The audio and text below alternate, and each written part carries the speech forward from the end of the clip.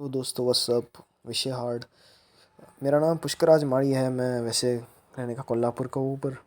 और ये मेरा पहला वैसे क्या बोल सकते हैं जैसे पहला रिव्यू टाइप वीडियो है।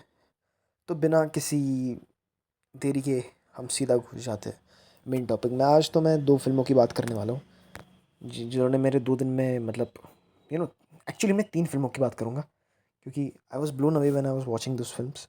और ये फिल्म पूरा पुरानी हॉलीवुड मूवीज़ है। तो सबसे पहले बात करते हैं डॉनी डाको के बारे में। तो डॉनी डाको इज़ अ वेरी मतलब it's a very sci-fi thriller जिसे हम कह सकते हैं, उस प्रकार की मूवी है। और ये मुझे यूट्यूब पे मिल गई सीरियसली मतलब मुझे फ्री में मिल गई किसी चैनल पे। मैं शायद अगर होगा तो मैं लिंक डिस्क्रिप्शन में दे दूँगा। वैसे पहला ही वीडियो है तो पता नहीं आपको कैसा लगेगा, but I will just I am just going to talk about this films. मैं ऐसा रिव्यू नहीं करूँगा क्योंकि मतलब क्यों मतलब मैं खुद को रिव्यूअर क्यों बोलूँ। आई टॉक अबाउट मूवीज़ जिन जो मुझे पसंद आती है। वैसे मुझे म्यूज़िक भी बहुत पसंद है, मेरा म्यूज़िक चैनल भी है the Y P M H 9 करके। वैसे उसके बारे में बात नहीं करते फिलहाल, अभी मूवीज़ के बारे में बात करते। तो डॉनी डार्को एक ऐसी फिल्म है जो एक टीनेजर के बारे में जहाँ जिसकी कास्ट बहुत लंबी है। जितना मुझे याद है जेक जिलेनहॉल है। अगर जेक जिलेनहॉल आपको आपको पता नहीं होगा तो ही वो वही बंदा है जो स्पाइडरमैन फार फ्रॉम होम में है, जो सर में एक बड़ा सा गोला लेके घूम रहा है। ऑफ कोर्स मिस्टीरियो के बारे में बात कर रहा हूँ मैं। तो अगर आपने वो देखी होगी तो आपको जेक जिलेनहॉल पता होगा। और उनकी बहुत सारी मूवीज़ है जैसे नाइट क्रॉलर हो गई, या फिर वो टोबी मगवायर के साथ एक मूवी है। तो ऐसी बहुत सारी मूवीज़ है। तो इस फिल्म में क्या होता है पता है, ये फिल्म मुझे पसंद क्यों आई क्योंकि इस फिल्म का स्क्रीन प्ले, इसका music you know it's very मतलब एक मिस्ट्री सी बनी रहती है कि क्या हो रहा है। तो फिल्म का प्रेमाइज़ बता देता हूँ मैं कि ये फिल्म में एक टीनेजर के बारे में है जिसको सपने आते हैं और जो स्लीप वॉक करता है, मतलब वो रात के अंधेरे में चलता है। उसको एक सिल्वर कलर का बनी दिखाई दे रहा होता है, बनी बनी रैबिट पहना हुआ वाला मास्क। जो उसका दोस्त होता है शायद वो उसको हेलुसिनेट करता है। अब मैं शायद क्यों कह रहा हूँ ताकि मैं आपको मूवी स्पॉइल ना करूँ।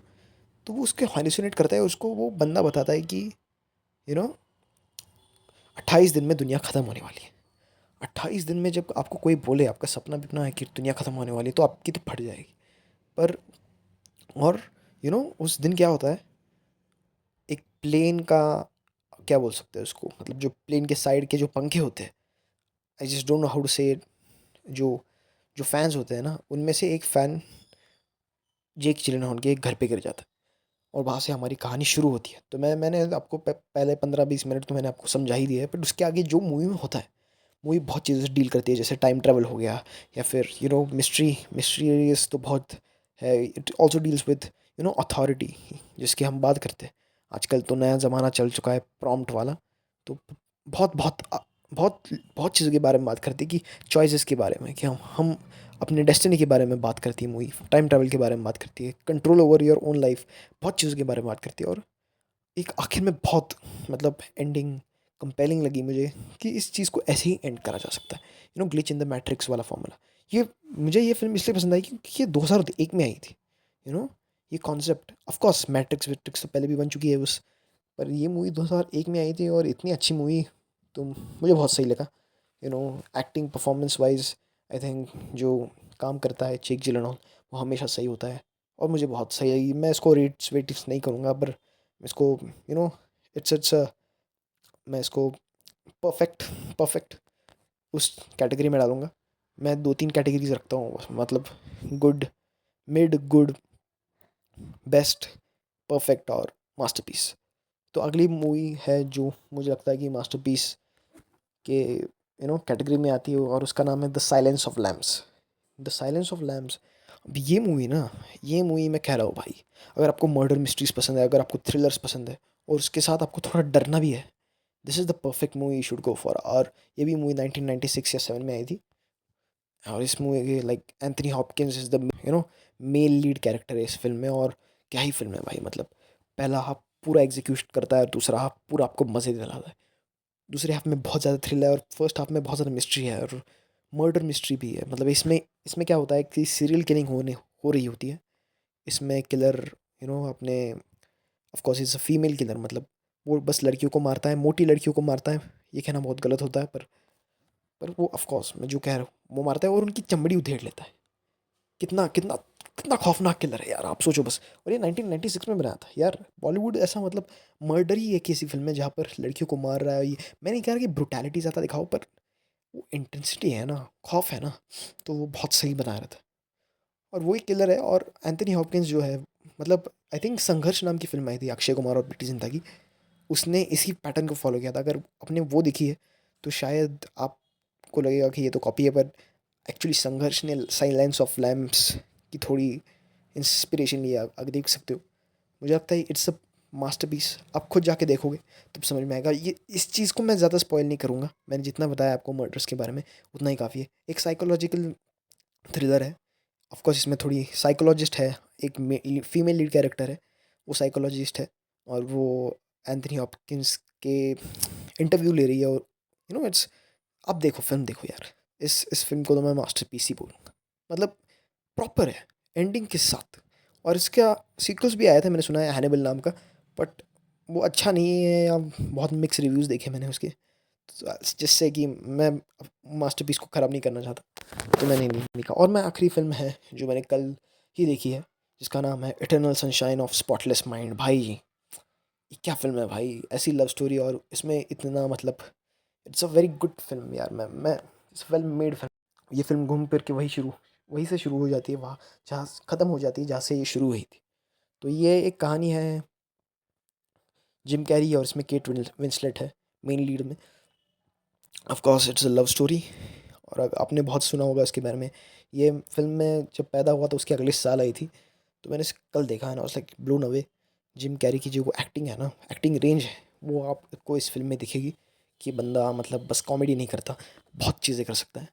और केट विंसलेट का भी जो पेपी परफॉर्मेंस देखने को मिलता है आपको, मतलब बहुत सही लगती है। मैं और खूबसूरत तो बहुत है। ओके, बहुत सिंपिंग हो गई। तो कहानी के बारे में बात करते, प्रमाइस यही है कि एक यू नो दो अजनबी मिलते हैं, प्यार हो जाता है, वही सेम लव स्टोरीज।